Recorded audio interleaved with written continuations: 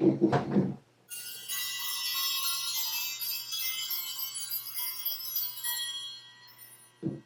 Aries, welcome to May. I'm bringing back the bells. So, before we get started on your reading, I want to talk about the astrology. Pluto, May 1st, right out of the gate, Pluto goes retrograde until October. Then we have a full moon eclipse in Scorpio on the 5th. On the 7th, Venus moves into Cancer. And then on the 16th, Mercury, which we start the month out with Mercury retrograde, moves direct. Jupiter moves into Taurus at the same time, and will be there for a whole year, which is good for you, Aries. And May 20th, May 19th, we have a new moon in Taurus, and then your ruling planet Mars goes into Leo on the 20th, and the sun moves into Gemini on the 21st. And then we'll see what the cards say about love and relationships for Aries for May. I think May is going to be an interesting month, because we're still in eclipse season. But with Jupiter in Taurus, I think that's going to be great. At least for Aries, it's in your second house, so it'll bring in some money and abundance. So what does Aries need to know?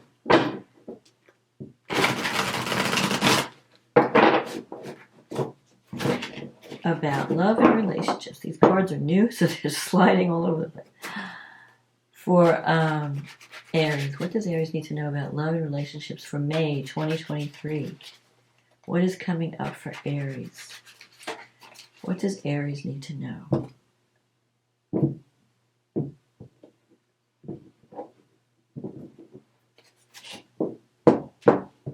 Okay, the Nine of Pentacles. The Four of Swords. The Ten of Cups. The Eight of Pentacles. The Seven of Pentacles. The Hierophant. The Six of Cups. The Six of Wands. The Page of Cups. And the King of Wands. And the card at the bottom of the deck is the King of Cups. Okay. So, you're starting out the month with the Nine of Pentacles energy. You're feeling, this is a card of being content at home, feeling independent, feeling like you're feeling secure financially, actually, that you're in a good place, but you may be feeling a little bit lonely. Like, I feel like your financial situation is doing okay. You're feeling comfortable, you're feeling secure. But the Nine of Pentacles, you know, she's got this little bird as her, on her finger. There's a message coming this month. And you may be feeling, I feel like whatever you're doing, you're working independently. You might even decide to have your own, like, take a side gig and make it, you know, your real gig, you know, where you have a lot of independence. But you also have the Four of Swords crossing. So I feel like you're doing some healing. You've been, like, keeping to yourself and spending a lot of time maybe in nature, listening to the birds, connecting with the earth, and experience some type of healing. Because I feel like you've been withdrawn. You're not being as active as you have been in the past. Maybe you're healing, whatever you're healing from, you need this time out. Could be a relationship where you're having this time out. And to think about, maybe you need a separation to really put things in perspective. But that's not going to be forever. I feel like at some point you're going to come out of this hermit mode and rejoin the living. And with the Nine of Pentacles here, this is a card of feeling lonely. Like, okay, I have all this, I feel financially secure. And I have, you know, a roof over my head, or I feel safe where I'm at. But I feel like I need to share my life with someone. And it's not enough to just be secure. You're realizing that there's more things in life than material security or material things. That you also need someone to share it with. So I feel like you're going to be on this quest for partnership this month. Now you have the Ten of Cups here. So you have had there's a lot of love that surrounds you, whether you realize it or not. The Ten of Cups can be a relationship that brought you a lot of happiness. And this is in your past. And it's next to this King of Cups energy. So you have a king and you have two kings, actually. The King of Cups and the King of Wands. Now, the Wands could be your energy. But if the King of Cups is someone that you're involved with romantically, I feel like you may reconnect with someone from the past during this time. And this King of Cups energy is someone who is very healing, very nurturing, who keeps their feelings hidden. So this person may care a lot about you, but they may not be very verbal about it. So it's something, they're kind of a quiet kind of person. They're not, like fire signs are very outward. They're very expressive about how they feel. You're not afraid to tell someone how you feel. But the Cups people, they're a little bit more private. So they may care very much about you, but not really talk about it. They may just feel it, but not express it. Well, so I feel like there's someone around you that really cares very much about you, but they may not be expressing it, or you may not be aware of it. The Eight of Pentacles, this is a card of being on a new path, maybe in your career or in a financial situation, maybe trying something new, and you're waiting to see how it's going to develop. You're planting seeds. I feel like you're planting seeds. And this could be the seeds of a business endeavor where you're starting a new career, or taking your career in a different direction, or taking your finances in a different direction, doing different things with your money. But it could also mean a relationship that you may take in a new direction. And with the Seven of Pentacles coming up in the future, this is a card of wondering if, where is this going to go? So you may have started a relationship in the past that brought you a lot of joy and happiness, and maybe you're taking it in a new direction for some of you, and you're wondering, I don't know, where is this going? Where do I want it to go even? You're trying to think about, you may have some doubts about the future of it, but you're also thinking, you're kind of like open. Well, I don't know where it's going to go. I'm planting seeds. We'll see where it goes. The Hierophant. You could be dealing with a Taurus, because the Hierophant is the Taurus card. Or you could be dealing with someone who's very stubborn, old-fashioned, set in their ways, because a Hierophant represents someone that is not open to change. But it's also a card of doing the right thing, like making a commitment, being there. Like this person, if you have someone who's in love with you, or is there, they're going to be there for you no matter what.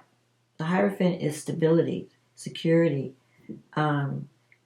being there like a long-term thing. So you could have been in a relationship that has lasted a long time. But this person is not, it could be frustrating a little bit because they're not open to change. They're not willing, they're not as, like Aries is you're ready to jump into something new at any time. You're ready to take on an adventure. This person is a little bit more security conscious, old-fashioned.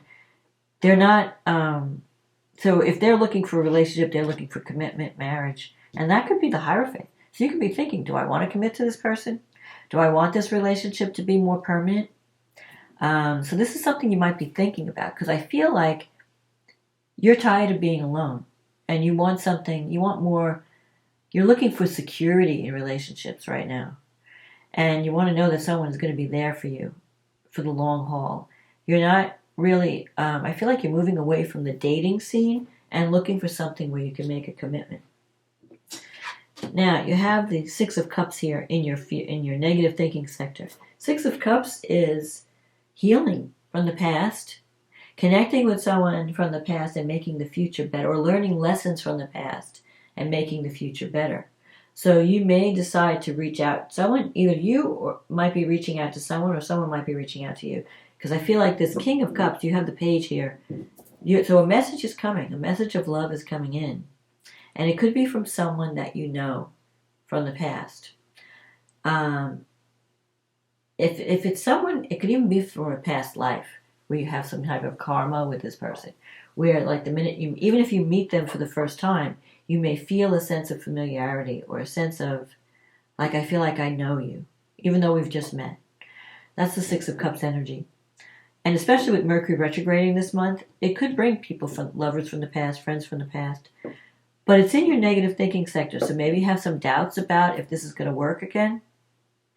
In your environment, you have the Six of Wands. This is a card of victory, success, travel, being recognized for your abilities. I feel like that has to do with career success. So I feel like you're going to have some career success, but you're also going to have success in love. Because the Six of Cups, the 10, you have some good cards. You don't have anything really negative. And especially in your wish fulfillment sector, you have the Page of Cups. Now, the Page is definitely a message of love. So someone may be telling you how they feel this month. Someone may confide. Like if someone has kept their feelings hidden, I feel like they're going to express them this month. And it could be even you. Maybe you're willing to open up and tell someone how you feel.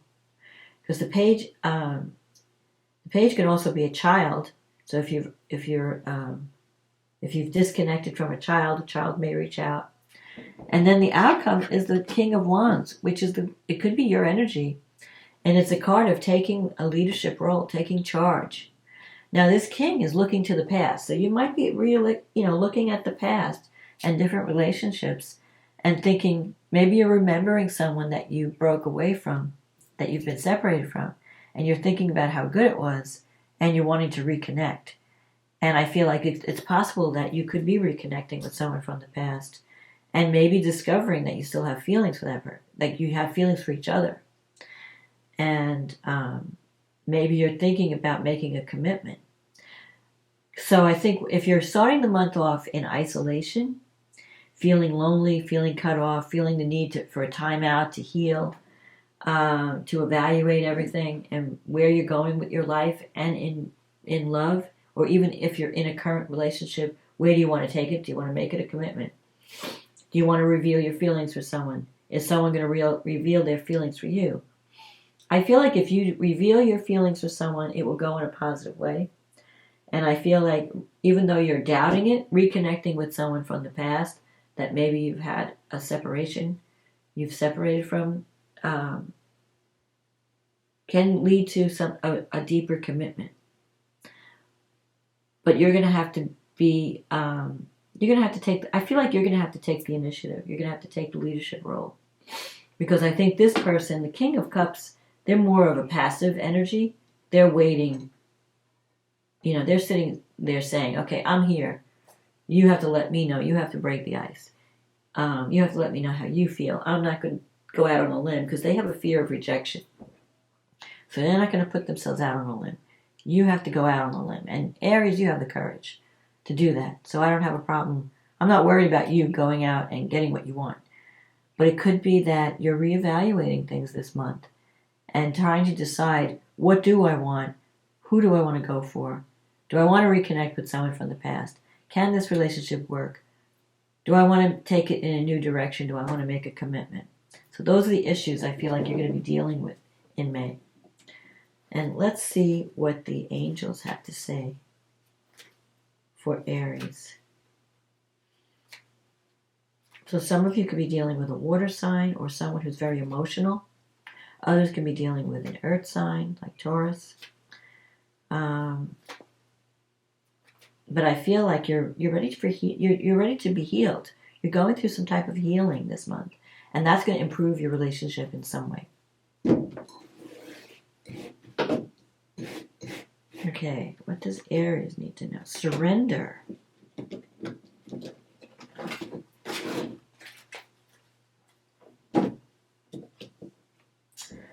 Remain positive about the future of our planet, for all is part of humanity's evolution. There is a divine order to all the chaos which you perceive that exists in our world. Nothing will ever truly change until we learn to love and accept all as it is. Lovingly surrender your judgments and expectations, and your life will magically transform. Okay, so let's see what the astrology has to say for Aries. So you have this full moon eclipse. Now, a lunar eclipse can sometimes eclipse a person from your life. It could be, if it's a female, it could be a female person.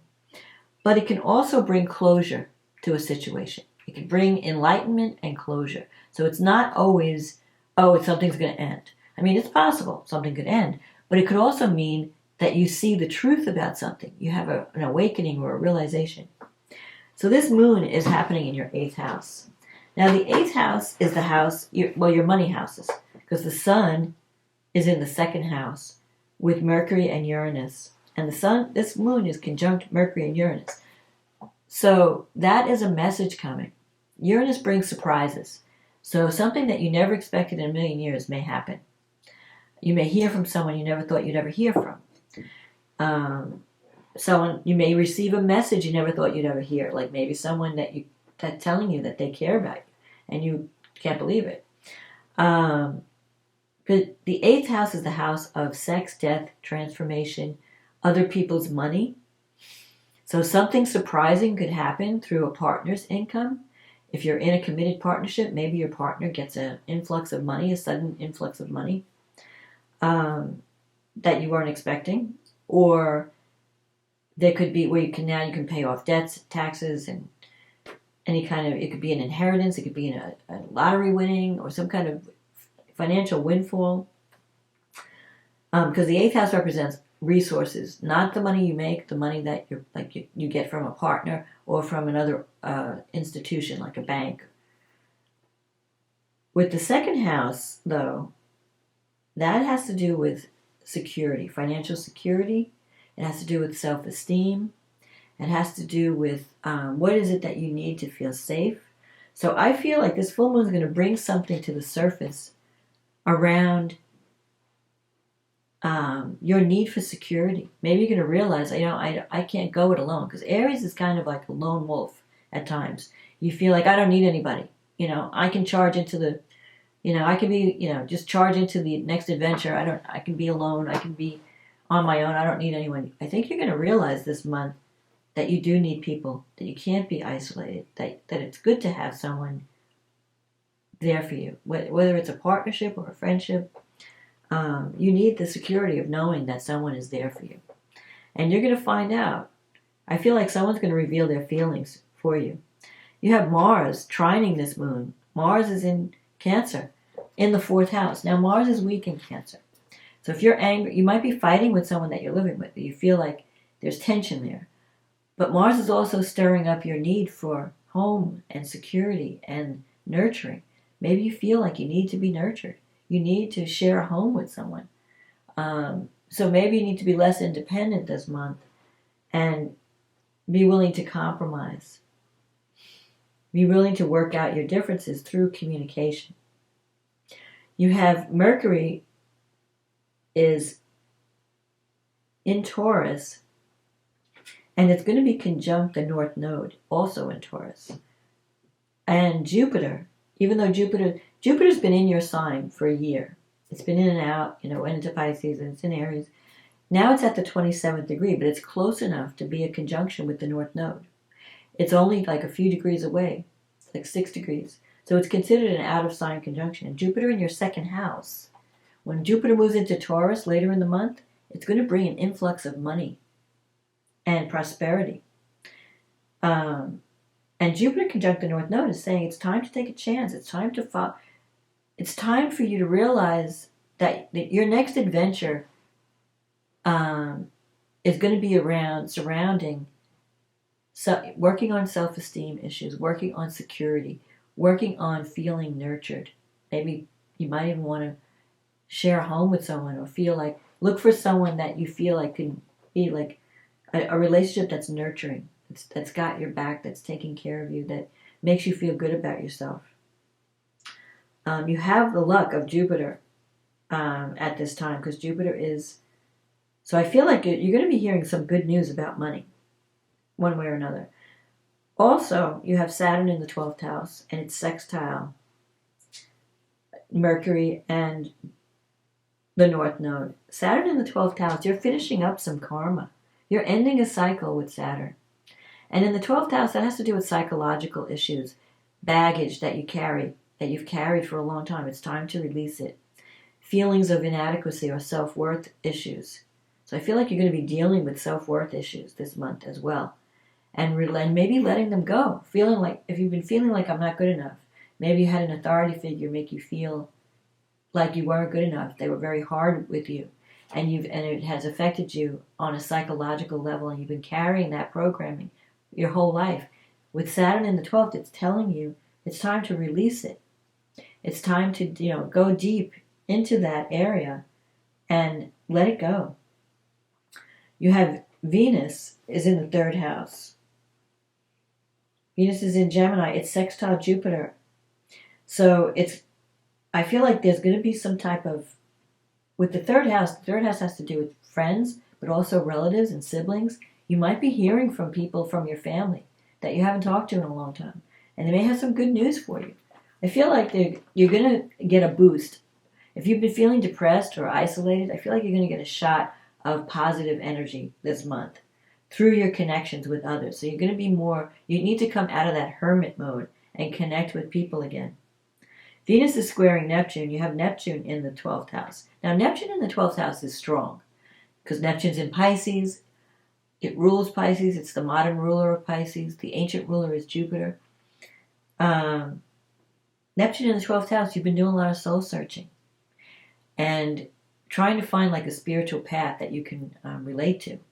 It's like the dark night of the soul. I feel like you've been going through a difficult time. With Saturn and Neptune both in the 12th house, it's really a good time to go through any kind of counseling or psychological, some kind of therapy, where you find out where have I been self-sabotaging? Where have I been blocking my success? What do I need to release? What do I need to see so that I can heal it? Because it's a deep, and maybe you need a spiritual path. Maybe there's a spiritual path or some kind of belief system that you need to get involved in that will give you hope. Now, you've had Jupiter. Jupiter is still in your 1st house, and it's sextiling Venus in the 3rd. But it's squaring Pluto in the 11th, and Pluto just moved into Aquarius.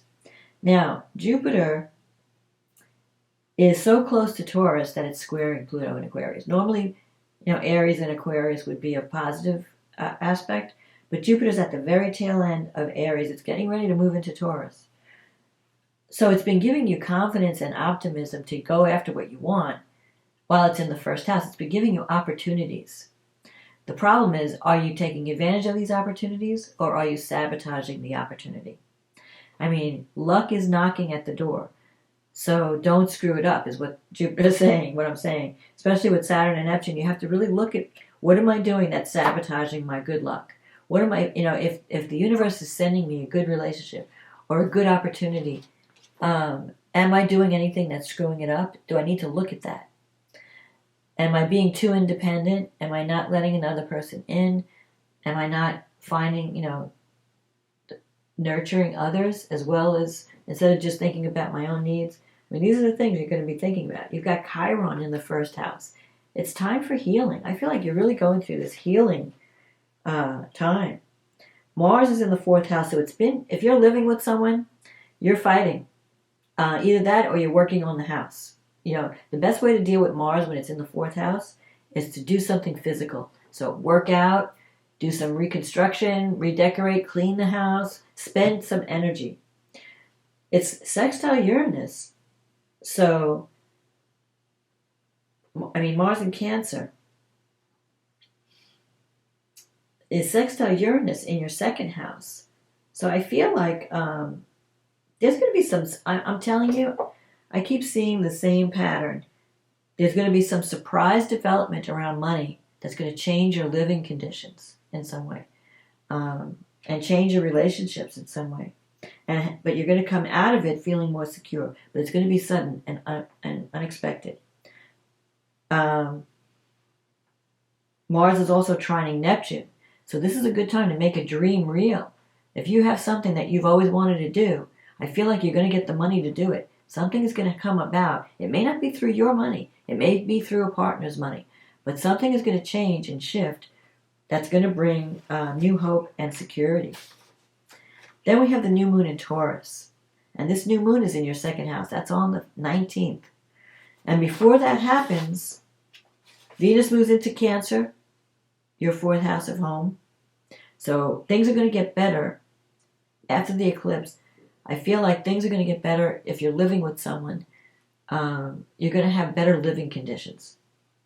And then on the 16th, Mercury goes direct. So if there's been any miscommunication, misunderstandings, that's all going to get sorted out. And then Jupiter moves into Taurus right around the same time as Mercury goes direct. So if you've been waiting to hear news about money or news about some financial situation, that's going to come unglued. I mean, that's going to start to move forward. So if things were delayed, Mercury sometimes delays things. And it could bring, while Mercury is, you might have been rethinking your financial strategy, your investments, maybe. So if things have like shifted, they're going to come back online. I feel like your investments are going to start to thrive while Jupiter's in your second house, especially in Taurus. And Mercury's conjunct the North Node, conjunct Jupiter, sextile Saturn. I feel like financially you're going to do well this month. If you've had a drop in your investments, they're going to come back up. Now, Venus is also trining. Venus moves into Cancer. It's in your fourth house. It's trining Saturn. So, it's also sextile Uranus in the second. I feel like you have a chance to make some changes in your relationship where there's more of a commitment or something that it makes it more stable. Because Saturn, it can bring blockages, but it could also bring stability and longevity and commitment. So if you're willing to make a commitment, you might be deciding, like, I want to make a commitment to this person. And it may be a sudden decision, too. Saturn, when it's in its negative state, it can bring hurdles like that you have to overcome. It may bring things that you don't want to see. But when it's positive, Venus trine Saturn, you could make a commitment to someone now that can last a long time. And there could be some kind of age difference.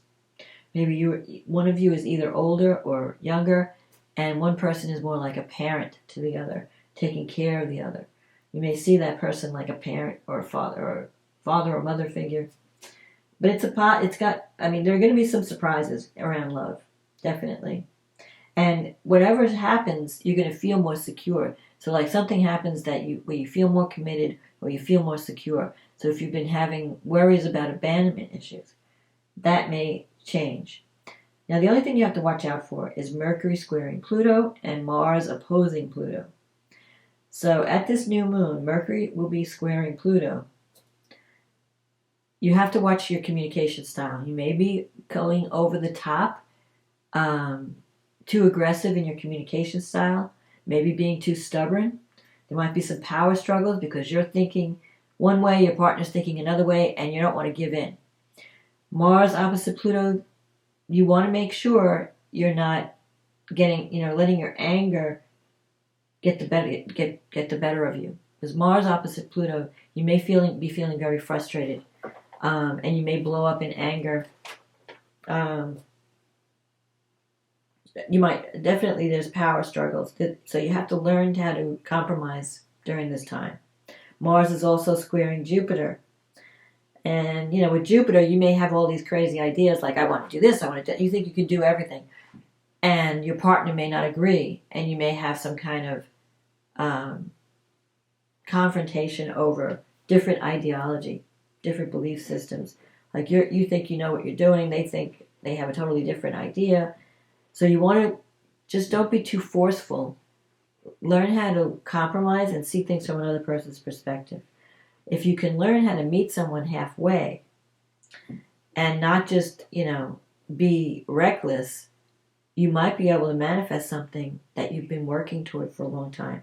You might be able to manifest a partnership that can last a long time.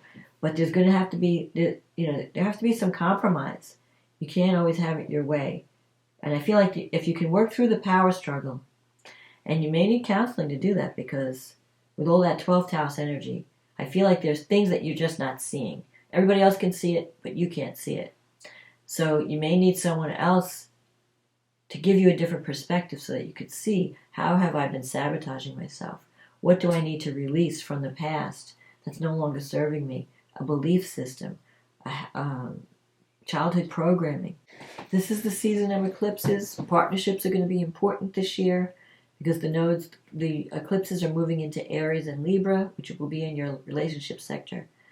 But for May, I feel like you're coming out of a dark time. It's a great time for healing, and you're going to be more active. And there might be some surprises, but not negative surprises. I feel like they're going to be positive surprises this month. So don't lose hope. There's hope and there's love on the horizon.